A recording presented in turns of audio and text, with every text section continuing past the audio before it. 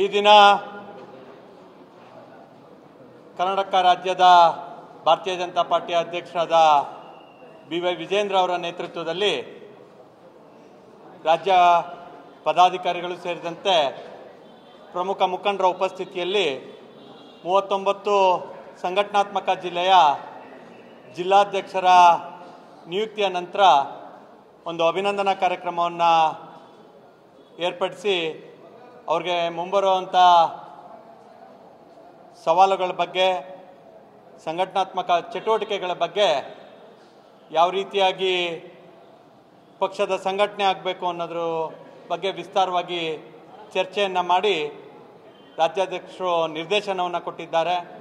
ನಮ್ಮ ಅನೇಕ ಸೈದ್ಧಾಂತಿಕ ಚಟುವಟಿಕೆಗಳ ಜೊತೆಯಾಗಿ ರಾಜ್ಯದಲ್ಲಿ ಮುಂಬರುವಂಥ ದಿನಗಳಲ್ಲಿ ನಡೆಯುವಂಥ ಗ್ರಾಮ ಪಂಚಾಯಿತಿ ಚುನಾವಣೆಯಿಂದ ಹಿಡಿದು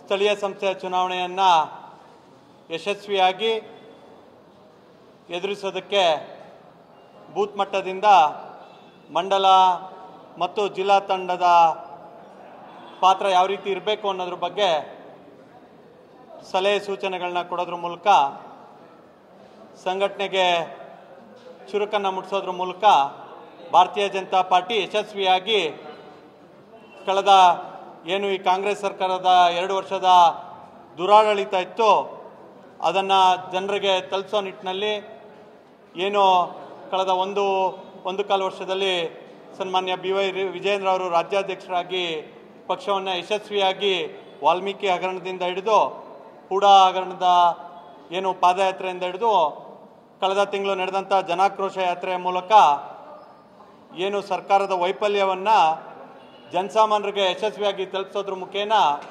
ಪಕ್ಷವನ್ನು ಬೇರು ಮಟ್ಟದಿಂದ ಸಂಘಟನೆಯನ್ನು ಮಾಡ್ತಿದ್ದೀವಿ. ಅದು ಇನ್ನಷ್ಟು ಹೆಚ್ಚು ವೇಗವನ್ನು ಪಡಿಬೇಕು ಅನ್ನೋದನ್ನು ಅವರು ಆಶೆಯನ್ನು ವ್ಯಕ್ತಪಡಿಸಿದ್ದಾರೆ. ಆ ನಿಟ್ಟಿನಲ್ಲಿ ಎಲ್ಲ ಜಿಲ್ಲಾಧ್ಯಕ್ಷರುಗಳು ಕಾರ್ಯೋನ್ಮುಖರಾಗುವಂಥ ಮುಂದಿನ ದಿನಗಳಲ್ಲಿ ಜೋಡಿಸ್ಕೊಳ್ಳುವಂಥ ಕೆಲಸವನ್ನು ಮಾಡ್ತಾರೆ.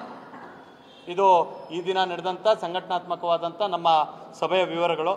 ಬೇರೆ ಏನಾದ್ರು ವಿಚಾರಗಳಿದ್ದರೆ ಅದನ್ನು ತಿಳಿಸೋಂಥ ಕೆಲಸವನ್ನು ಮುಂದಿನ ದಿನಗಳಲ್ಲಿ ಮಾಡ್ತೀವಿ.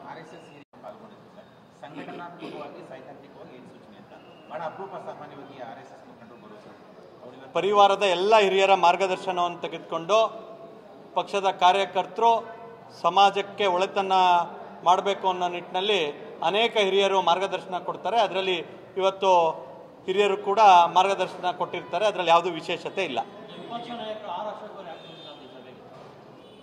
ಆರ್ ಅಶೋಕ್ ಅವರ ಕ್ಷೇತ್ರದಲ್ಲಿ ಬೂತ್ ಅಧ್ಯಕ್ಷರ ಒಂದು ಅಕಾಲಿಕ ಮರಣ ಆಗುತ್ತೆ ಅಂತೇಳಿ ತಿಳಿದು ಬಂತು. ಅವರು ಆ ಒಂದು ನಿಟ್ಟಿನಲ್ಲಿ ಅಲ್ಲಿ ಪಾಲ್ಗೊಳ್ಳೋದ ನಿಯುಕ್ತ ಬರೋಕ್ಕಾಗಲ್ಲ ಅನ್ನೋದನ್ನು ರಾಜ್ಯಾಧ್ಯಕ್ಷರೊಟ್ಟಿಗೆ ಚರ್ಚೆ ಮಾಡಿ ತಿಳಿಸೋಂಥ ಕೆಲಸವನ್ನು ಮಾಡಿದ್ರು.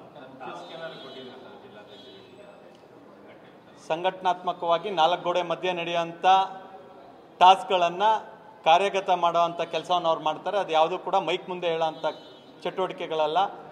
ಗ್ರೌಂಡಲ್ಲಿ ಮಾಡಿ ಜನಸಾಮಾನ್ಯರ ನಡುವೆ ಇದ್ದು ಮಾಡೋಂಥ ಕೆಲಸ. ಖಂಡಿತವಾಗ್ಲೂ ಅನೇಕ ಟಾಸ್ಕ್ಗಳನ್ನ ರಾಜ್ಯಾಧ್ಯಕ್ಷರು ಕೊಟ್ಟಿದ್ದಾರೆ. ಅದು ರಿಸಲ್ಟ್ ಆಗಿ ಮುಂದಿನ 6 ತಿಂಗಳು 9 ತಿಂಗಳಲ್ಲಿ ಗ್ರೌಂಡಲ್ಲಿ ನೀವು ಕಾಣ್ಬೋದು.